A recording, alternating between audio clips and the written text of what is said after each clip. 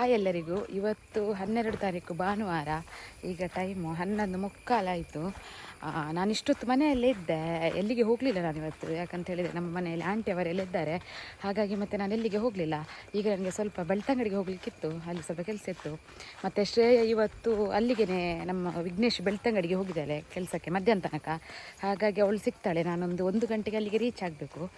ನಂತರ ನಮಗೆ ಸ್ವಲ್ಪ ಹೋಗಲಿಕ್ಕಿತ್ತು, ಹಾಗಾಗಿ ಈಗ ನಾನು ಹೊರಟಿದ್ದೇನೆ. ಟೈಮ್ ಲೇಟ್ ಆಯಿತು, ಇಲ್ಲಿ ಯಾರಿಲ್ಲ ನನ್ನ ಗಾಡಿಯಲ್ಲಿ ಬಿಡಲಿಕ್ಕೆ ಕೂಡ. ಟೈಮ್ ಆಯಿತು, ನೋಡುವ ಬಸ್ ಸಿಗ್ತದೆ ಇಲ್ವ ಅಂತ ನೋಡಬೇಕಷ್ಟೇ. ಈಗ ಬರ್ತಿ 1 ಗಂಟೆ ಆಗಿದೆ. ಈಗ ನಾನು ವಿಘ್ನೇಶ್ ಹೆಲ್ಮೆಟ್ ಬೆಳ್ತಂಗಡಿಯಲ್ಲಿದ್ದೇನೆ. ಶ್ರೇಯ ಆ ಸೈಡ್ ಇದ್ದಾಳೆ. ಮತ್ತು ನಾನಿಲ್ಲಿ ನಮ್ಮ ಸರ್ ಇಲ್ಲ ಅಂತ ಅಂದ್ಕೊಂಡದ್ದು, ಮತ್ತು ನೋಡುವಾಗ ಸರ್ ಕೂಡ ಇದ್ದರು, ಗೊತ್ತೇ ಇರಲಿಲ್ಲ ಅವರು ಇದ್ದಾರೆ ಅಂತ. ಹಾಗಾಗಿ ನಾನು ಅಲ್ಲಿಂದ ವೀಡಿಯೋ ಮಾಡಿಲ್ಲ, ಸೀದೊಳಗೆ ಬಂದೆ. ಅವರೆಲ್ಲ ಆ ಸೈಡ್ ಇದ್ದಾರೆ, ನೋಡಿ ಆ ಸೈಡ್ ನೋಡಿ ಅಲ್ಲಿ ಕಾಣಿಸ್ತಿದ್ದಾರೆ. ನಾನು ಇಲ್ಲಿದ್ದೇನೆ, ಶ್ರೇಯನನ್ನು ತೋರಿಸ್ತೇನೆ. ಸರ್ ಇದ್ದಾರೆ, ಹಾಗಾಗಿ ವೀಡಿಯೋ ಮಾಡಲಿಕ್ಕೆ ಆಗೋದಿಲ್ಲ. ಈಗ 1:20 ಈಗ ಇನ್ನು ಕ್ಲೋಸ್ ಮಾಡೋದಿಲ್ಲ, ಈಗ ನಾವು ಹೊರಡೋದು. ಸರ್ ಹೇಳಿದ್ರು ಈಗ ಊಟಕ್ಕೆ ಹೋಗುವಂತ, ಹಾಗಾಗಿ ಈಗ ಅವರೊಟ್ಟಿಗೆ ಒಂದು ಊಟಕ್ಕೆ ಹೋಗೋದು ನಾವು. ಇನ್ನೊಬ್ರು ಅಕ್ಷತಾ ಇದ್ದಾರೆ, ಇನ್ನೊಬ್ರು ಪುರಂಕೆರೆ ಅವರನ್ನು ಬರಲಿಕ್ಕೆ ಇಲ್ಲಿಗೆ ಹೇಳಿದ್ದಾರೆ. ನೋಡಿ ಅಲ್ಲಿ ಸರ್ ಇದ್ದಾರೆ, ಅಲ್ಲಿ ಕ್ಲೋಸ್ ಮಾಡ್ತಾ ಇದ್ದಾರೆ. ಈಗ ನಾವು ಹೊರಡುವ. ರೆಡಿ ಆತ ಇದಾಗ ಭಾರಿ ಇವತ್ತು ತುಂಬ ಇವತ್ತು ಭಯಂಕರ ಬಿಸಿಲು. ಕಂಪ್ಲೀಟ್ ಇದೀಗ ಕಂಪ್ಲೀಟ್ ಆಗಲಿಯಾ?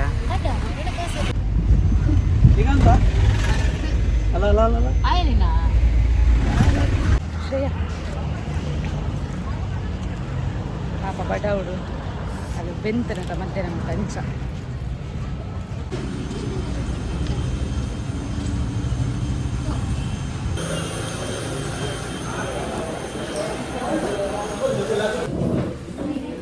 ಬದೆಯ ಏನೋ ನೋಡ್ತೀನಿ ಬಿಡ್ತದೆ.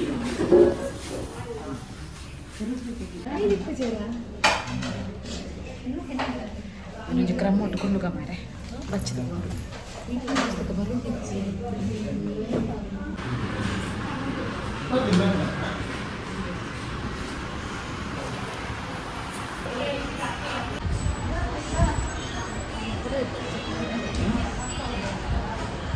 ಶ್ರೇಯ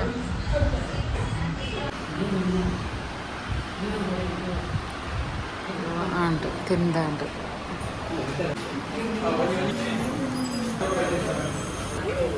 ಎನ್ನ ಕೈ ಕೊಂಚ ಪಾಡ್ಲೆ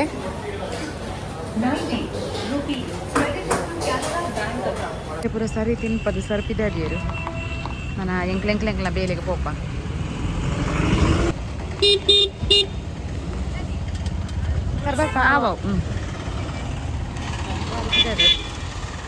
ಈಗ ನಮ್ದು ಊಟ ಆಯಿತು.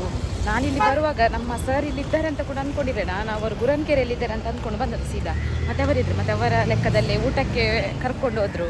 ಒಟ್ಟು 5 ಜನ ಅಲ್ಲಿ ಊಟ ಮಾಡಿ ಈಗ ನಾವು ಇಲ್ಲಿಗೆ ನಮಗೆ ಒಂದು ಮುಳಿಯಕ್ಕೊಮ್ಮೆ ಹೋಗಲಿಕ್ಕಿತ್ತು, ಅಲ್ಲಿಗೆ ಹೋಗುವಂತ ಹೊರಟಿದ್ದೇವೆ. ಮತ್ತು ಅವರಿಬ್ಬರು ಅಕ್ಷತಕ್ಕ ಮತ್ತು ಪೂರ್ಣಿಮಕ್ಕ ಅಲ್ಲಿ ಮಾತೃಶ್ರೀಗೆ ಹೋದರು, ಅಲ್ಲಿ ಡಿಸ್ಕೌಂಟ್ ಸೇಲ್ ಇದೆ ಅಂತ ಅಲ್ಲಿಗೆ ಹೋದರು. ನಾವಲ್ಲಿ ಹೋಗಲಿಲ್ಲ, ನಮ್ಗೆ ಇಲ್ಲಿಗೊಮ್ಮೆ ಹೋಗ್ಲಿಕ್ಕೆ ಉಂಟು. ಮತ್ತು ಇಲ್ಲಿಂದ ಮತ್ತೆ ನಾವು ಮನೆಗೆ ಹೋಗೋದು. ಊಟ ಎಲ್ಲ ಸೂಪರ್ ಇತ್ತು, ಧರ್ಮದ ಊಟ ಮಾಡಿದ್ವಿ. ಮತ್ತು ನಾನು ಇಲ್ಲಿ ವಿಘ್ನೇಶ್ಗೆ ಬಂದ ನಂತರ ಜಾಸ್ತಿ ವೀಡಿಯೋ ಮಾಡಲಿಲ್ಲ, ಯಾಕಂತೇಳಿದರೆ ಸ್ಯಾರ್ ಇದ್ರಲ್ವ, ಅವರ ಮುಂದೆ ನಾನು ಅಷ್ಟು ವ್ಲಾಗ್ ಎಲ್ಲ ಮಾಡೋದಿಲ್ಲ. ಎಂತ ಹೇಳೋದಿಲ್ಲ, ಆದರೆ ಕೂಡ ನನಗೆ ಕಂಫರ್ಟೇಬಲ್ ಆಗೋದಿಲ್ಲ, ಹಾಗಾಗಿ ನಾನು ಅಷ್ಟು ಮಾಡಲಿಲ್ಲ. ಸ್ವಲ್ಪ ವೀಡಿಯೋ ಮಾಡಿದ್ದಷ್ಟೇ. ಇಲ್ಲಿ ಈಗ ಟೈಮ್ ಎಷ್ಟಾಯ್ತು ಅಂತ ಹೇಳಿದರೆ 3:35. ನಮ್ದು ಈಗ ಮುಳಿಯಾಗಿ ಊಟ ಹೋಗಿ ಆಯಿತು. ಸಣ್ಣ ಒಂದು ಐಟಮ್ ತಗೊಳ್ಲಿಕ್ಕಿದೆ ಅಷ್ಟೇ, ಇವಳಿಗೆ ಶ್ರೇಯನಿಗೆ. ಈಗ ಇಲ್ಲಿಂದ ಹೊರಡುವ. ಎಷ್ಟೊತ್ತಾಯಿತು.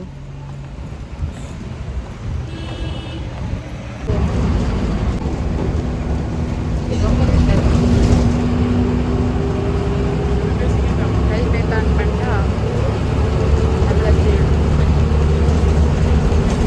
ನಾವೀಗ ಮಡಂತ್ಯರಿಂದ ಗಾಡಿಯಲ್ಲಿ ಬಂದಿದ್ದು, ಹಾಗಾಗಿ ಈಗ ನಾವು ಗಾಡಿಯಲ್ಲಿ ಇಟ್ಕೊಳ್ತೇವೆ. ಮಡಂತ್ಯರಲ್ಲಿ ಸ್ವಲ್ಪ ಫ್ಯಾನ್ಸಿಗೆಲ್ಲ ಹೋಗ್ಲಿಕ್ಕೆ ಇತ್ತು, ಅದೆಲ್ಲ ಆಗಿ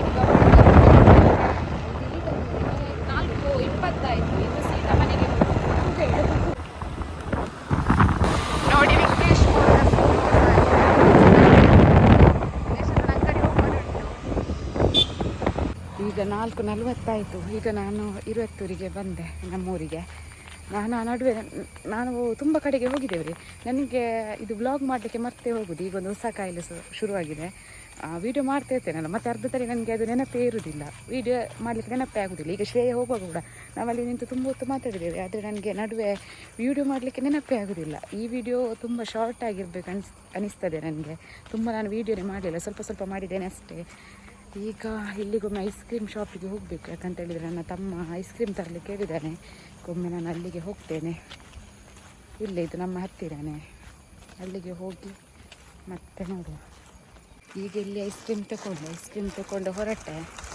ಈಗ ಇಬ್ಬರು ಅನಾಮಿಕರು ಬರ್ತಿದ್ದಾರೆ ನೋಡಿ, ಇದನ್ನು ತೋರಿಸ್ತೇನೆ.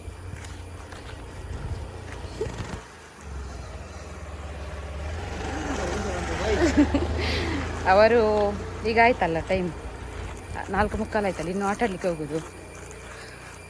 ಅವರು ಡೈಲಿ ಹೋಗ್ತಾರೆ, ನನ್ನ ತಮ್ಮನವರು. ಇವತ್ತು ಸಂಡೆ ಅಲ್ವಾ, ಸ್ವಲ್ಪ ಬೇಗ ಹೋಗ್ತಾರೆ. ಈಗ ನಾನು ಹೊರಡ್ತೇನೆ, ಯಾಕಂತೇಳಿದರೆ ನನ್ನ ಆಂಟಿಯ ಮಗಳೆಲ್ಲ ಕಾಯ್ತಿರ್ಬೋದು, ಅವಳಿಗೆ ಏನಾದರೂ ತರ್ತೇನೆ ಅಂತ ಹೇಳಿದ್ದೇನೆ, ಅದಕ್ಕೋಸ್ಕರ. ಈಗ 5 ಗಂಟೆ ಆಯಿತು. ಈಗ ನನ್ನ ಮನೆಗೆ ರೀಚ್ ಆದೆ. ಮನ್ವಿತ್ನವರು ಹೋಗಿದ್ದಾರೆ, ಅಂದರೆ ಧರ್ಮಸ್ಥಳದ ಆಂಟಿ ಇದ್ದಾರೆ ಅಲ್ವಾ, ಅವರು ಹೋಗಿದ್ದಾರೆ. ಮತ್ತು ಇವರಿದ್ದಾರೆ ಇಲ್ಲಿ, ಅವರು ನೇರಳಕಟ್ಟೆಯವರು, ರಂಜಿತ್ ಅವರಿದ್ದಾರೆ. ಈಗ ಅವರಿಗೆ ಐಸ್ ಕ್ರೀಮ್ ತಂದಿದ್ದೇನೆ, ಈಗ ನಾವಿನ್ನು ತಿನ್ನಬೇಕು. ಮತ್ತು ಈ ವಿಡಿಯೋ ಜಾಸ್ತಿ ಲಾಂಗ್ ಇಲ್ಲ, ಸಣ್ಣ ವಿಡಿಯೋ. ಮತ್ತು ಈ ವಿಡಿಯೋವನ್ನು ನಾನು ಇಲ್ಲಿಗೆ ಎಂಡ್ ಮಾಡ್ತೇನೆ. ಇದು ನಾನು ಮುಂದಿನ ವಿಡಿಯೋದಲ್ಲಿ ಸಿಗ್ತೇನೆ. ಬಾಯ್.